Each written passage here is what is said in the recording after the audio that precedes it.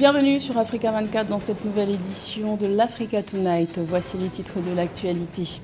Mini-sommet de la CEDEAO qui s'est tenu à Abuja le 18 juillet en présence des présidents du Bénin, du Nigeria, de la Guinée-Bissau et du Niger. Objectif affiché, proposer des solutions face aux questions politiques et sécuritaires qui affectent la sous-région ouest-africaine. La Zambie peine à sortir du marasme économique depuis son défaut de paiement sur le remboursement d'eurobonds fin 2020.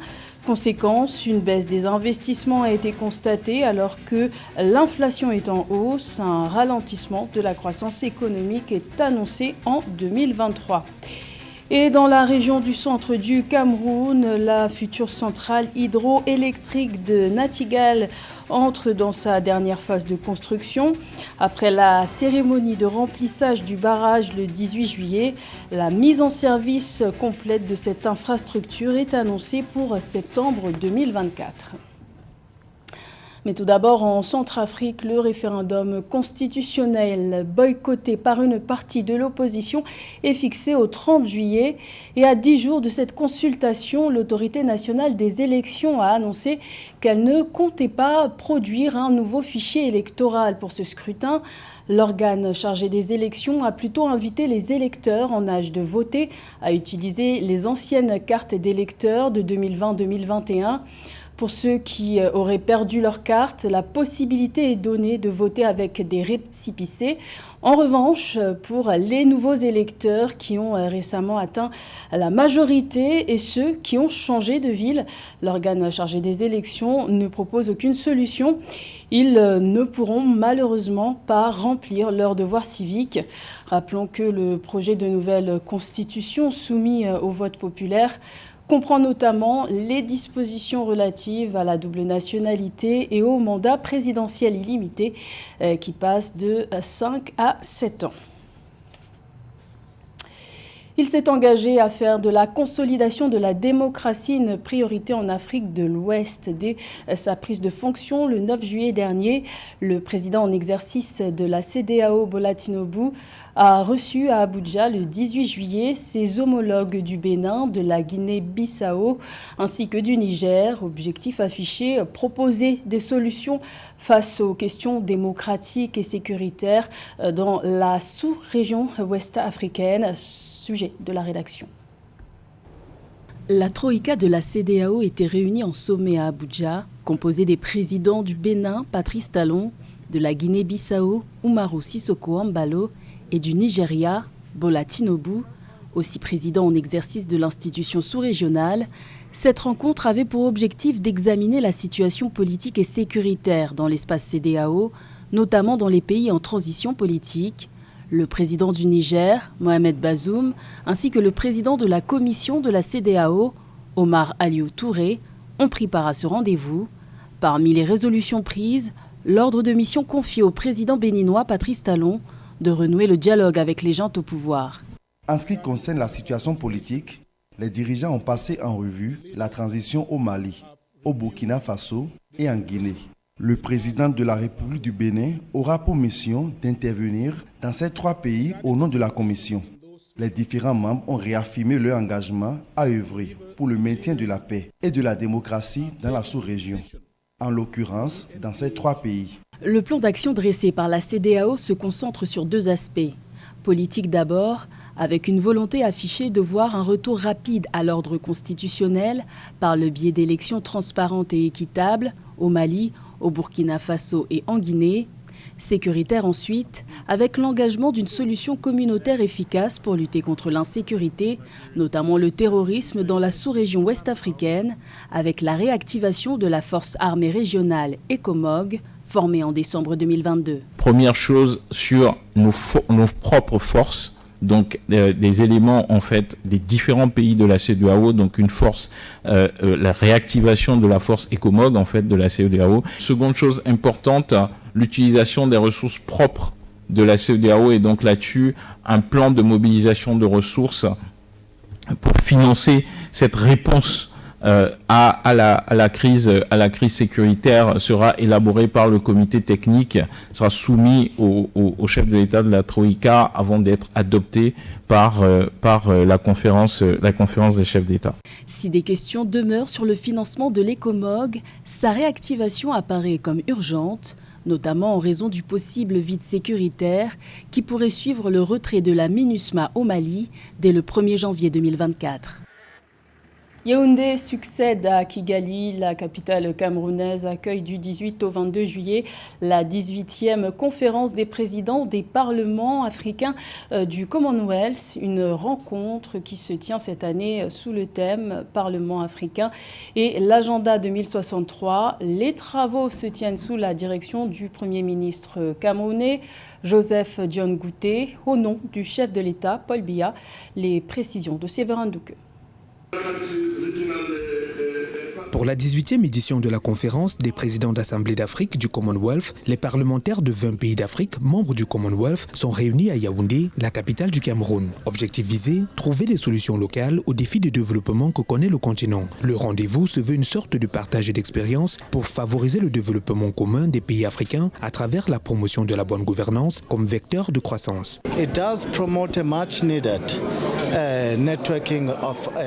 Ce rendez-vous est très important parce qu'il promeut une mise en réseau des pays africains très nécessaire pour apporter des solutions à leurs propres défis. Nous avons besoin d'une solution africaine aux défis africains. Elle démontre également l'importance de la bonne gouvernance qui n'est pas seulement nécessaire dans un pays, mais à l'ensemble de l'Afrique afin de donner un sens à la démocratie en Afrique.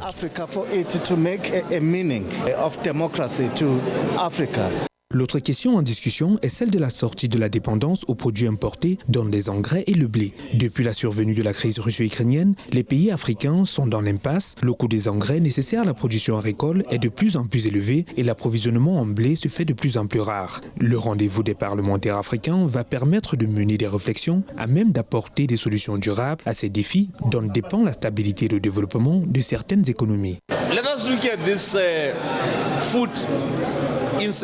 Examinons la question de l'insécurité alimentaire et de la disponibilité des denrées alimentaires. Il est de la responsabilité de chaque gouvernement, à commencer par le niveau parlementaire, de veiller à ce qu'il y ait suffisamment de nourriture pour les populations, car une nation en colère est une nation dangereuse. Nous devons maintenir des relations bilatérales avec une vision d'entraide afin que tout ce qui n'est pas disponible au Cameroun puisse l'être au Botswana. Nous ne sommes pas en concurrence, nous devons nous compléter mutuellement. We are not in competition, we are to complement each other. La 18e édition de la conférence des présidents d'Assemblée d'Afrique du Commonwealth, qui se tient sous le thème Les parlementaires africains et l'agenda 2063, se poursuit jusqu'au 22 juillet 2023. 11,5 milliards de dollars, c'est la somme investie par l'Africa Finance Corporation entre 2007 et 2021 dans 36 pays du continent.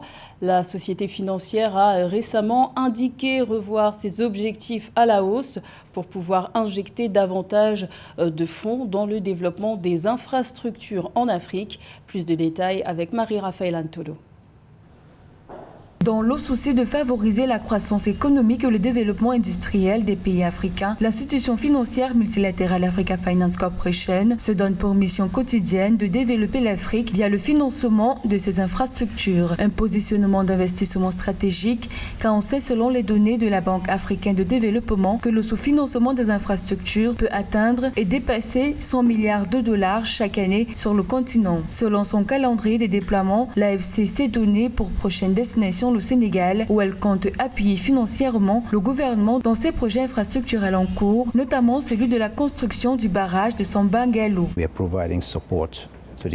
Nous apportons du soutien au gouvernement sénégalais à travers des supports financiers. Nous soutenons également le barrage de Sambangalo, qui est un projet régional qui comprend le Ghana, la Gambie, le Sénégal et la Guinée-Conakry et est d'ailleurs un projet d'énergie hydraulique. Nous apportons du financement à FERA, qui est l'agence sénégalaise routière. Nous avons également une intervention avec SAR, qui est la société de raffinerie nationale. D'après le groupe de la Banque africaine de développement, les systèmes financiers sont assez isolés les uns des autres, ce qui ne favorise pas un champ d'action plus large que le marché national ou régional. Un défi d'intégration qui interpelle Africa Finance Corporation, qui a déjà mené des activités de financement infrastructurel dans plusieurs pays du continent, à l'instar du Nigeria, de la Gambie, le Cameroun, le Gabon, le Ghana, le Togo, pour ne citer que cela. We take a lot of pride in that we are the pioneers. Nous sommes fiers du fait que nous soyons des meneurs des zones spéciales économiques à travers le continent. En 2015-2016, nous avons mis en place une zone économique spéciale au Gabon qui a permis au gouvernement de commencer à bénéficier des grumes qu'il avait l'habitude d'exporter vers la Chine. Le Gabon, comme vous le savez, abonde de ressources forestières. Endowed with good forestry. Depuis sa création en 2007, l'institution financière multilatérale Africa Finance Corporation est impliquée dans le financement de divers projets d'infrastructures stratégiques à travers l'Afrique. À la date du 31 décembre 2021, l'Africa Finance Corporation a investi plus de 11,5 milliards de dollars américains dans des projets d'infrastructures à travers 36 pays africains. Fin 2020, la Zambie était en défaut de paiement sur le remboursement de 2 eurobonds. Depuis, le pays peine à signer un accord avec ses créanciers sur la restructuration de sa dette extérieure, une situation qui se répercute sur les perspectives économiques. Un ralentissement de la croissance est annoncé en 2023. Les explications de Nathalie Mo. Le ministère des Finances prévoit un ralentissement de la croissance en Zambie en 2023. L'économie du pays ne devrait croître que de 2,7% contre 4,7% en 2022. Dans son plan budgétaire à moyen terme, publié le 16 juillet 2023, le département ministériel a déclaré que les secteurs des mines et de l'électricité seraient probablement les principaux freins à la croissance. Ce document révèle également que la production de cuivre, l'un des principaux produits d'exportation du pays, devrait diminuer à près de 682 500 tonnes en 2023 contre 763 550 tonnes en 2022. Nous devons continuer à démontrer que nous gérons correctement l'économie. Si nous ne le faisons pas, le programme s'effondre. Malgré des perspectives globalement négatives, le gouvernement zambien affiche son optimisme. La Zambie progresse dans son plan de retour à une viabilité budgétaire. Selon le gouvernement, les paiements du service de la dette s'élèveront à 16,24 milliards de dollars, soit 16,5% du PIB à moyen terme. Autre secteur qui est ouvert dans le pays, l'industrie, qui a affiché un taux de croissance de 1,3% au premier trimestre 2023. Nous avons noté une amélioration générale des performances du secteur manufacturier au cours des premiers et deuxièmes trimestres de 2023, malgré les défis auxquels nous avons été confrontés, notamment les coupures de courant, l'instabilité du taux de change, ainsi que le coût élevé des affaires. Nous prévoyons qu'au troisième et au quatrième trimestre, les performances seront meilleures. Premier pays africain à faire défaut sur sa dette souveraine en 2020, la Zambie a signé un plan de restructuration avec le Fonds monétaire international qui devrait lui permettre d'économiser environ 7,65 milliards de dollars d'ici 2026. Le pays d'Afrique australe finalise également un protocole d'accord pour restructurer une dette supplémentaire avec des créanciers privés avant fin 2023. C'est un projet qui devrait permettre une augmentation de 30% de l'offre électrique au Cameroun. Selon l'exécutif, la future centrale hydroélectrique de Nachtigal entre dans sa dernière phase de construction. La disponibilité de ces quelques 420 MW est annoncée pour septembre 2024. Plus de détails avec Mildred Diamo. Le barrage hydroélectrique de Nachtigal, en construction sur le fleuve Sanaga, dans la région du centre du Cameroun, devrait entrer en pleine exploitation dans les prochains mois. Le ministre camerounais de l'eau et de l'énergie, Gaston Elundu Essomba, a annoncé le 18 juillet 2023, à l'occasion de la cérémonie de remplissage du barrage, la mise en service complète de cette infrastructure au mois de septembre 2024, échéance à laquelle toutes les capacités de la centrale seront installées et mises en production selon le ministre. Ce développement intervient 10 mois seulement après la mise en service du premier groupe de la centrale de 60 MW prévue en décembre 2023. Suivant le chronogramme du projet, les 6 autres groupes seront progressivement mis en service au cours de l'année 2024 afin d'atteindre une mise en service commerciale en septembre 2024. Une fois opérationnel, le barrage de Nachtigal, estimé à près de 800 milliards de francs CFA, fournira une puissance énergétique de 420 MW, permettant une production d'électricité annuelle d'environ 2970 GWh, qui sera injectée au réseau interconnecté Sud. L'infrastructure d'un coût de 42 francs CFA le kWh permettra d'économiser jusqu'à 158 francs CFA par kWh, alors qu'elle viendra se substituer aux centrales thermiques, dont le coût de production du kWh s'établit à 200 francs CFA. Il y a des préalables pour que cette infrastructure soit mise en exploitation dès le mois de septembre. Si nous avons le capital humain, il faut quand même se rappeler que le capital financier devra suivre pour l'implémentation de la fin des travaux. Parce qu'un projet énergie de cette nature est très exigeant. Les externalités négatives peuvent venir plomber la mise en exploitation en septembre. Les questions de gouvernance, si à un certain moment, il y a quand même des failles dans la gestion managériale de ce projet. Et maintenant, on peut voir les autres aléas climatiques et autres. Le barrage de Nachtigal devrait contribuer à améliorer le taux d'électrification, notamment dans les 3 régions septentrionales du Cameroun, avec l'effectivité de l'interconnexion entre la partie sud et nord dès 2026. La mise en service de la centrale hydroélectrique va également permettre une augmentation de 30% de l'offre électrique du pays, une réduction des subventions liées à une utilisation excessive des combustibles et de l'empreinte carbone, a précisé le ministère de l'Eau et de l'Énergie. C'était le journal de la rédaction. Merci de l'avoir suivi. L'information continue sur Africa 24.